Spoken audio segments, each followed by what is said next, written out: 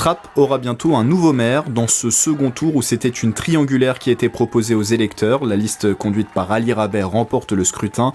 Et la gauche unie pour que Trappes respire, soutenue par Génération, Europe Écologie Les Verts, le Parti communiste et tout récemment le Parti socialiste, totalise 40,4% des votes.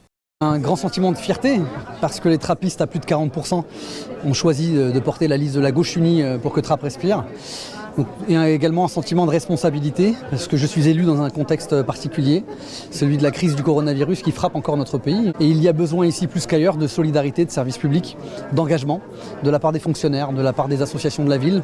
Et nous disposons ici de grandes énergies, de grandes forces vives. Ma responsabilité sera de les mobiliser.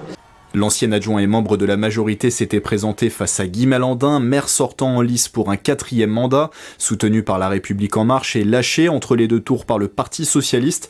La tête de liste pour Trappes, la gauche qui agit, se classe en 3e position avec un score de 22,4%.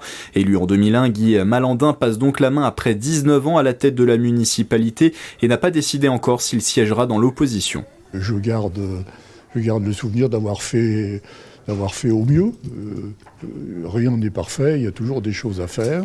Je ne me vois pas passer le bâton du relais de la course à pied comme ça à quelqu'un que j'ai invité avec son copain Hamon, que j'ai invité à venir dans l'équipe pour terminer par une trahison tout simplement.